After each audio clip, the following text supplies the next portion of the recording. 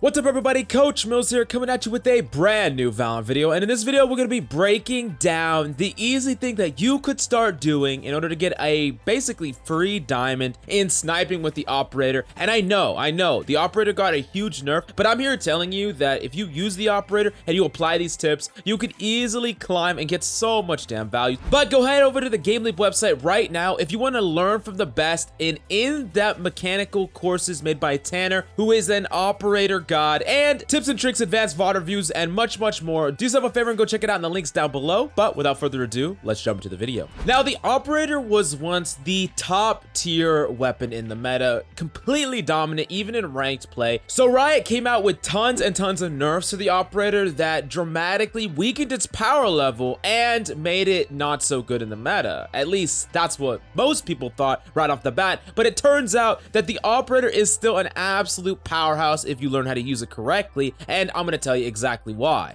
Now, yes, the operator got changed in a lot of different ways, but if you actually learn how to use the new operator, the only true one that you're gonna feel immensely is the price increase from 4,500 to 5,000 credits, which can be a big deal. However, with it being such a powerful weapon, it is 100% worth the price. Now, in order to teach you everything that you need in order to start dominating with the operator, I'm going to go over 5 big operator mistakes, and then I'm going to break down exactly how you need to practice mechanically on the operator so that you hit shots every single time and start dominating your games, getting you an easy diamond and beyond. Now, the first big mistake that a lot of players are making in general is they're being very stagnant with their operator positioning. And what I mean by that is, yes, you can hypothetically just hold A long with an operator on Haven over and over again on defense. You could do that every single round, but the problem is the more that you default to the same strategy, the same positioning over and over again, the easier it is for enemies to make a game plan around you, like smoking you out, flashing you out, or completely avoiding your sightline.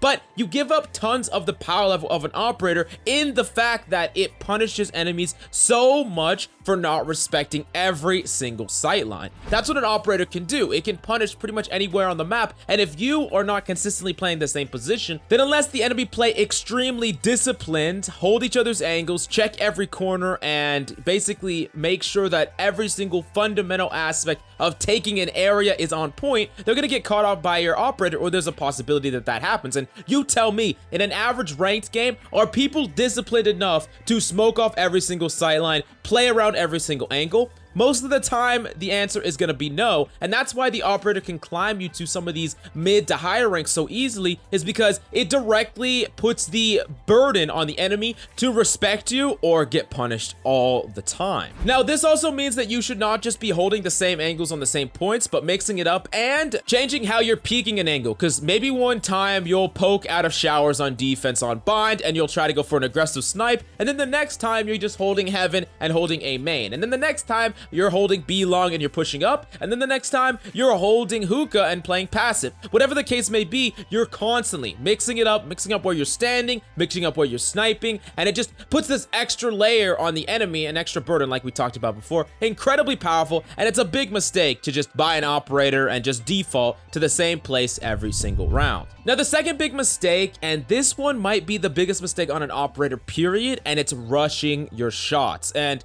players really think that when someone swings them around a corner, they have to kill them right away or they'll die. And sometimes that's the case. If an enemy is pre-firing you, if they know where you are relative, yes, you're gonna die if you don't kill them right away. However, if you miss your shots, even if the enemy wasn't ready to kill you, even if their crosshair placement wasn't perfect, even if they weren't swinging with intent, if you miss your shot, you will die, because before you can take another shot, they're gonna kill you, they're gonna swing you, and they're gonna kill you. And this is why you need to start taking your shots a lot slow. Most of the time, you will not die instantly, as the enemy's time to kill will not be that fast. If you are getting 100% of these shots down, when an enemy swings the corner, you get that body shot and you make sure you hit it, get 100% accuracy and then start speeding it up and then picking up the pace, especially as you start to climb. You're going to go up against better and better players that are going to punish you a lot quicker, but you don't have to hit every single shot at the speed of sound. And like I said, if you are missing your shots, it doesn't matter how fast you're going, and you'll be surprised just how much time you have to pull these shots off. Slow things down and make sure you get 100% accuracy on these easy shots. Now, the next big mistake that you need to start doing on the operator to get more guaranteed kills is alter your crosshair placement. You see, players are pretty used to putting their crosshair placement and adjusting it for levels by now. Like if you're on the high ground, you adjust it a little bit lower. You're trying to get that crosshair right at the head level, depending on where an enemy is likely to swing from. However, with an operator, you're just trying to hit center of mass. You're trying to hit the body. So you got to realize that your crosshair is going to need to be adjusted, because you don't want to try to hit someone on the head. That's going to be a much more difficult shot. Hitting someone on the body is very easy. Don't be making these kills a lot more difficult for you to pull off. So that's just something very important to keep in mind. Now, the last and most important thing that you need to be doing when you're playing with the operator is constantly repositioning after you're taking shots. You should almost never be double peeking the same angle unless there is some sort of allies creating pressure, because if an enemy is holding an angle and you re-peek it, they're going to be able to kill you before your dead zone time wears off. So it is extremely important to fish once for a kill and try to connect with it if you can, but even if you don't, do not be double peeking from the same angle, and instead try to alter where you're peeking from and peek from an untraditional angle. A really powerful tactic that you could do on this is, let's say you were playing mid on bind defense and you take a shot from mid and then the enemy smoke you off. Now, depending on where they rotate to, you cut them off and try to position in a far angle on the either B or A side, and you try to cut enemies off in a new angle. Now, enemies not only use utility to respect your angle in the beginning, but changing up your positioning later on is going to make it so the exact same scenario is up. And this is when you see a lot of high-level players, they will often peek from mid, get a kill there, change their positioning, and eventually get another kill later on. And this is how you get compounding value with the operator, and it's extremely important to do so. If you're taking a peek and missing, and then taking a peek again and dying, you are just absolutely throwing the game. But you'd be surprised how many people do this a couple of times with the operator, and then there's like, oh, I don't want to use the operator more. Well, it's not about your mechanical skill, it's about actually your setups, and that's really why you're messing up a lot of these engagements and basically giving the enemy an operator for free. Now, the next big question that players often message me and ask me is how to improve on the operator. They know that these shots are pretty easy, but they just can't seem to be that consistent on them, and I'm here to tell you exactly what you need to think about and what you need to work on in order to make sure that you are a very consistent monster on the operator. Now, the first thing that we need to talk about is long angles, and this is when you're holding a really far angle. Like, let's say hypothetically we're talking about bind on A all the way from screens looking into A main, very, very far angle, and when enemies cross by it, you just have to basically point and click. It's very easy, and the thing about these shots, and the reason that they're so easy, is the movement on your screen is very, very slight. When an enemy is so far away from you, the actual distance they move on your screen is not very far. You got to think about it as a target that is closer to you.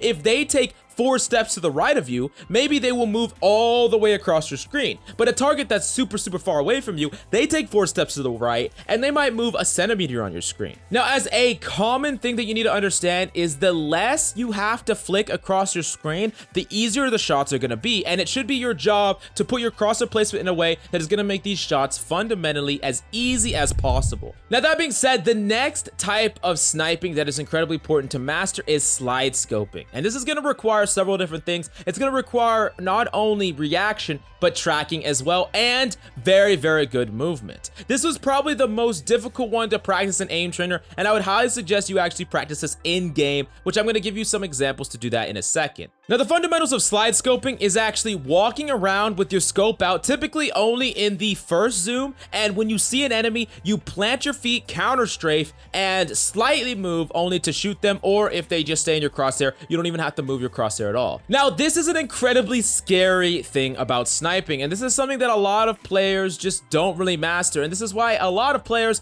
don't feel confident taking control of spaces, challenging angles, or even just playing the operator on attack, attack because they haven't mastered slide scoping. As long as you're actively keeping your crosshair on the enemy and you're still missing your shots, then it is 100% your movement that's the problem, and it's so important to be fully willing to stop and counter strafe. Now, I know that there is a great deal of fear here when you're so close to an enemy, and that panic a lot of times creates these slight micro movements that make you miss that shot. But if you don't become numb to this type of thing, you'll never be able to hit these close range shots. And you got to remember what we talked about earlier, when the time to kill of enemies usually is not going to be as fast as you think it is. I would highly suggest running around in the free-for-all mode, not camping, not doing anything like that, but actually full sprint running and slide scoping every single person you could possibly see. And this will really teach you to become numb to this idea when enemies are pushing you, and instead of playing passive, you're pushing them too, and you're hitting these slide scoping shots. You're not afraid to peek corners with intent and things like that. This is going to make you a much more comfortable opper, especially on attack, and that's one of the secrets to opping. If you could start learning to use it on attack in different scenarios like that, you can start to tap into what makes the operator so oppressive in the first place. Now, the next type of shots that we need to talk about are close range flick shots, which are very flashy, but can be extremely difficult to pull off because a lot of it has to do with muscle memory